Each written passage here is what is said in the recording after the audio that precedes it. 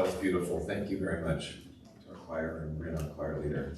You bring a lot to the party. Thank you. And now for Reverend Mark Gallagher.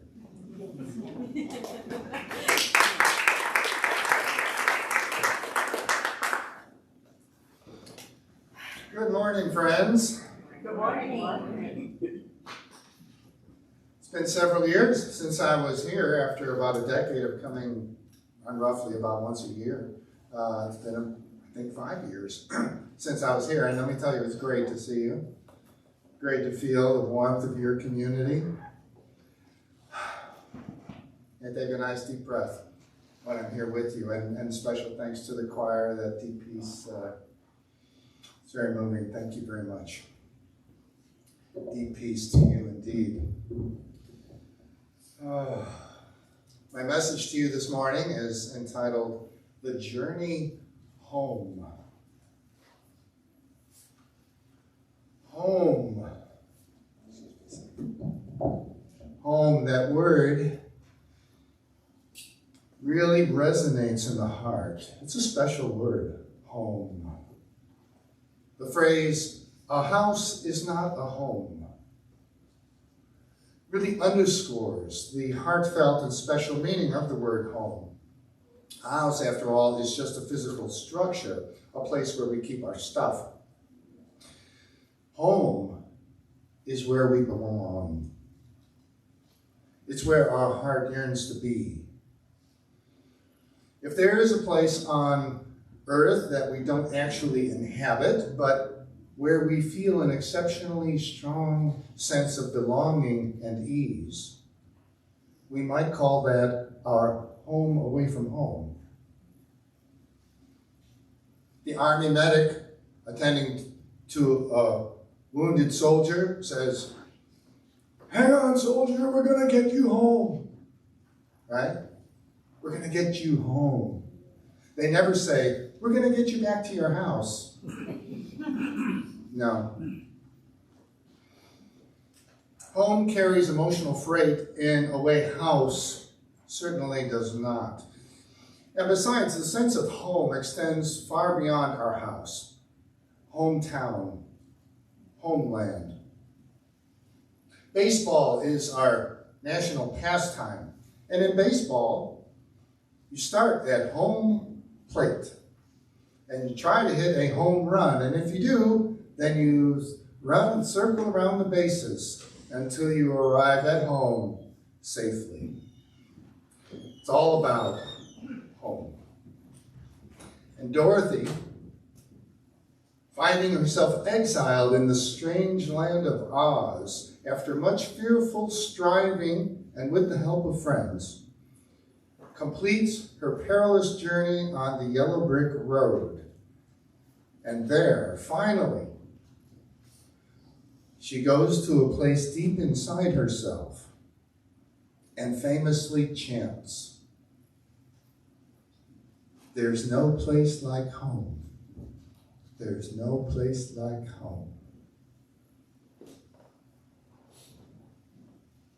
And then appreciates for the first time what it truly means to be at home.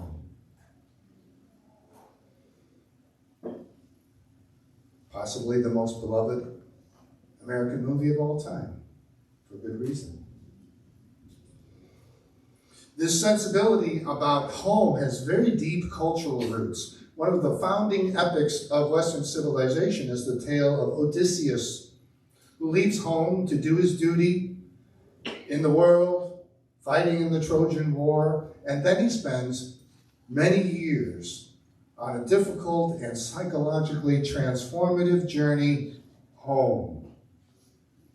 Yet the Odyssey is a story, really, of his many years' journey home and the difficulties encountered in that effort. And then we have the parable of Jesus, the prodigal son, who petulantly leaves home and neglects his family obligations to go pursue a life of partying. Yes, Old Testament partying. And when that life of partying reaches a dead end, he returns home And here is the main point of the story. He returns home and is welcomed and forgiven.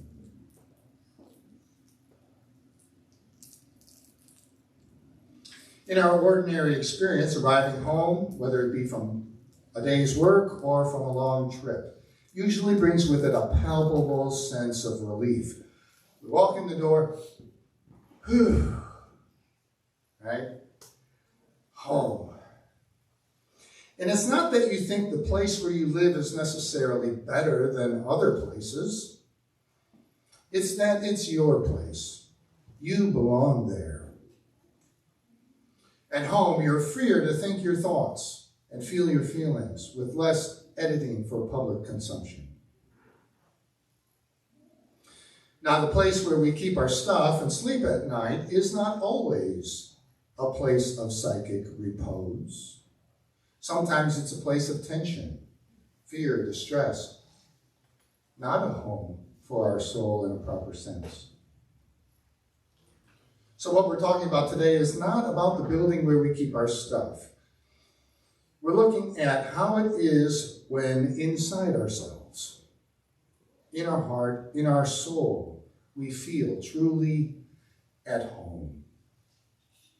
And how it is when we do not feel that way. So what I'm going to do is I'm going to share 3 contemporary reflections on being at home in ourselves, losing that feeling, and returning to it. First, Mark Nepo reflects upon an event in his childhood which revealed to him something about this business of leaving home spiritually. He says, I remember walking home from school in the 4th grade when I noticed Roy, a classmate I really didn't like, walking at the same pace as me on the other side of the street. Until I noticed Roy, I was lost in the joy of walking home, free of school, not yet enmeshed in the anger that waited inside my house. But once seeing Roy, I began to walk faster, trying to outwalk him. He, of course, sensed this immediately and picked up his gait. As he strode ahead of me, I felt lacking, and so I stepped up my gait. Before I knew it, we were racing to the corner, and I felt that if I didn't get there first, I would be a terrible failure. Nepo goes on. He says, I have lived enough in the world to know by now that this is how our ambitions often evolve. We first find ourselves alone in the joy of what we're doing. But somehow there is suddenly our others along the way, and we lapse into a breathless state of comparison. And then we are hopelessly running to avoid being deemed a failure. What is it about the Roys of the world that seduces us into abandoning our peace of mind when we're looking out of the corner of our eye at them? There we are walking along at home in ourselves, joyful in being alive, regarding our situation as perfectly adequate. But then we're seeing this other person in the corner of our eye, someone that we compare ourselves to. And through a lens of ambition, we want to be better than them, or fear we're going to be less than them, something begins to feel disjointed. We leave home, psychologically, spiritually. We leave our natural groove and venture into the dangerous and foreign land of maybe I'm not good enough. Maybe the way things are is a problem. We depart the land of open-hearted yes and begin instead wandering in the land of if only this or that, all would be well. Much of the time, we are preoccupied with racing Roy to the corner or fighting our Trojan War in the white-knuckled belief that one day we will grasp the keys to the kingdom and all will be well. Or perhaps in bitter realization that it will never happen. But then again, there may also be moments when we realize that deep down, it's about settling into that humble, graceful place in our being, with or without finding justification in the world. Right? The world may be approving, or the world may not be approving. Settling into that humble, graceful dimension of ourselves. Moments when we claim that as our natural birthright, the right to be as we are made, to live this actual life, the actual one that we find ourselves in the midst of.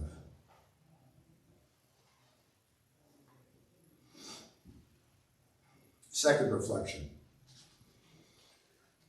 After a life-threatening health crisis, Jim Drever began experiencing chronic anxiety that was really taking a toll on him. He was perpetually worried that his life might end soon. He had just had an episode where that might have been the case, but he couldn't shake the feeling. He came to realize that his main problem was the agitation in his mind and spirit, and so he began to look for a more open-hearted way of living. And I find his way of talking about what he discovered to be illuminating, so I'll quote him here rather extensively. Drever says, "I woke up early one morning and everything in my mind, thoughts, images, the residue of the night's dreams, dropped away. Suddenly I found myself in the most extraordinary state of clarity. It was as if a veil had been lifted from my consciousness, and I was seeing reality for the very first time."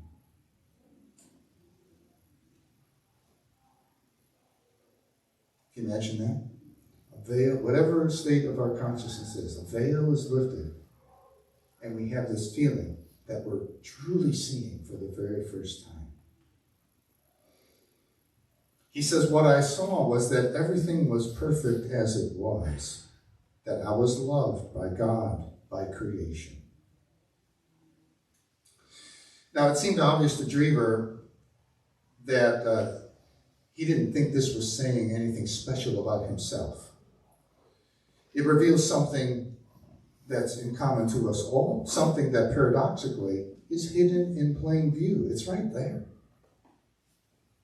And so he encourages us to accept the view that the experience of spiritual well-being is indeed your natural state, that there is in fact nothing to attain.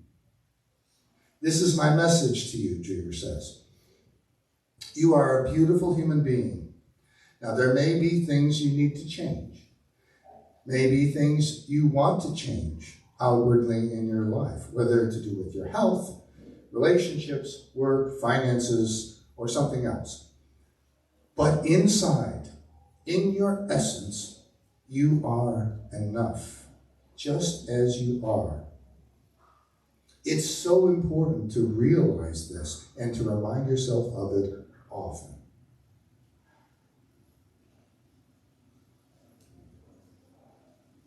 You're probably going, yeah, because it's so obvious. And yet, that's exactly what's missing at all the times when we're wringing our hands and worried and so forth, right? That's exactly what's missing. But when we hear it, we say, oh yeah, of course, everyone knows that. Drever goes on, he says, if we do realize this and remember it, even if there's a problem that won't go away, like a health condition that seems beyond help, or some other limiting circumstance, you won't worry about it so much. You'll understand that so long as you're alive, there will always be problems. That's just the nature of human existence. You'll learn to welcome uncertainty, to delight in the mystery, the wonder of existence. Just as it was when you were a child, each day will again begin to feel like a new adventure to you. You'll see the futility of judging other people, trying to fix them. You'll be happy instead just being yourself. And you'll realize that to express yourself in this way, and just be yourself in the presence of others, is the most valuable gift you can ever give anyone.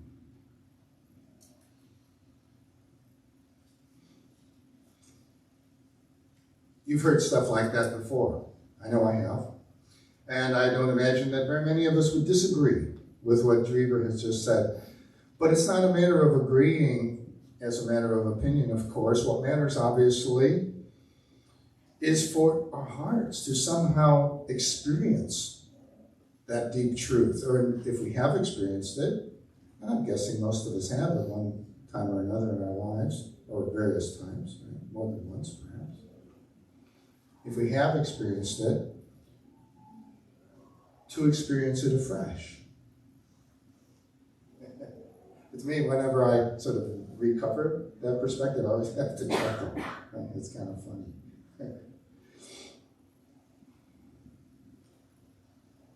To know that in my essence, within and beneath all the situations and all the thoughts, behind the parade of emotional states, I am enough. More than enough, quite wondrous, really. Not better than others, not better than some standard. That's not the point. Just that being itself is innately wondrous. If we feel and know this, it doesn't change anything. Our circumstances are not altered at all. And yet something is very, very different.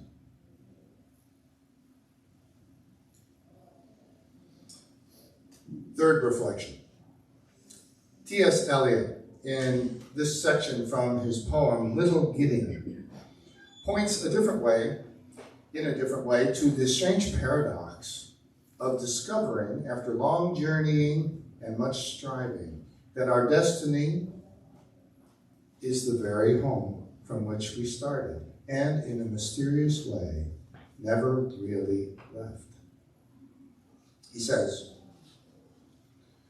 "We shall not cease from exploration, and the end of our exploring will be to arrive where we started and know the place for the first time. Through the unknown and unremembered gate, when the last of earth left to discover is that which was the beginning. At the source of the longest river, the voice of the hidden waterfall, and the children in the apple tree. Not known because not looked for, but heard, half heard, in the stillness between two waves of the sea. Quick now, here, now, always, a condition of complete simplicity, costing not less than everything. And all shall be well, and all manner of thing shall be well."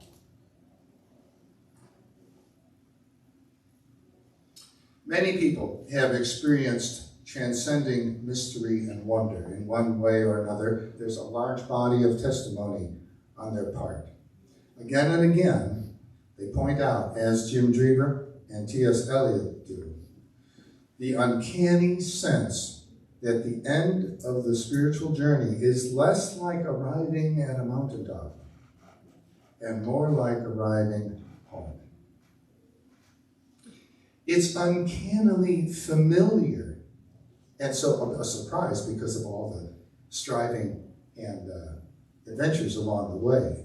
seems like it's going to be very exotic, but it's uncannily familiar. Yes, of course, newly enlightened people always say. Yes, of course. And yet it's supremely fresh, as though it's never been experienced before. Which is a wonderful paradox, because this marvelous present moment, the moment in which we are living always, it's superficially like many other moments which we have experienced and perhaps regarded as ordinary and boring. It looks just like other moments that we considered ordinary and boring. But it actually has never been experienced before. It's not a matter of creating a terrific new improved self, but realizing and inhabiting the deeper dimensions of this self, this magnificent, quirky, sometimes absurd self that is the frame of reference for our living experience, this thing we call me. Awakening to this and realizing and it in our hearts, we come to know that it's okay to feel our emotions as they are, including the embarrassing ones, the unflattering ones. Right? Those ones that we get upset about, typically. At the same time, we can be sort of upset and we can be looking at it with a little smile and a chuckle going, oh my God. Right? Realizing that it's okay not to please other people. Even if we want to, it's okay not to. Okay not to please ourselves even. We're not always the way we would have ourselves be. And we can notice that and look and just kind of smile and chuckle. It's okay not to understand everything that we want to understand. Oh boy. That's a challenging one, and in these times possibly more than even some other times. I want to understand. I feel like I have to understand. But in reality, it's okay to not understand. It's okay for the world to be contrary to the way we would have it. Okay to dance and wrestle and maybe even fight with our neighbors in this gigantic improvisation. Myself in my forgetful, not at home mind states, I grit my teeth and shake my fist at all sorts of things. Well, pain and discomfort, of course, but more often, frustrations, inconveniences, moral outrages. Oftentimes, when the events in the big world or in my small world don't go the way I want them to, or the way I feel they should, I say, damn it. Damn it. I condemn the world. I curse it. The full phrase is, God damn it. In other words, I'm invoking God. God, please damn it. Maybe I curse myself. Damn me. Interesting. Which is to say, I run away from home. I'm at home in myself, but then I turn hostilely toward the world and toward myself, and I damn it. And I say, I'm going to live somewhere else. I'm going to run away from home.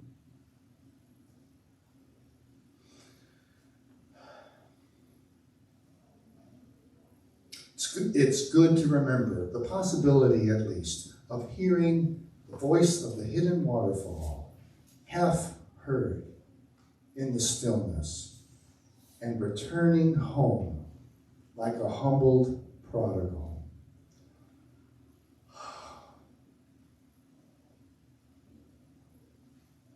Here I am again. Maybe as in childhood, and a pristine childhood moment when you knew who you were and you hadn't forgotten it yet. Here I am again. here we are.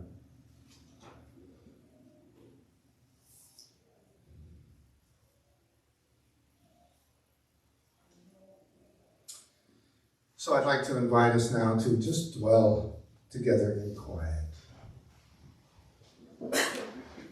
Here in this community of trust and encouragement and love. Dwell together in quiet. All these words have been spoken. Some of them have been heard. Let us just breathe.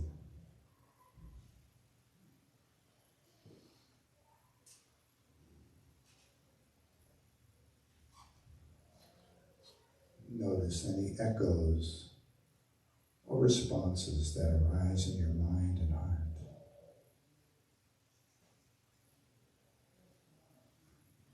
Bear heartful witness to this moment of living experience.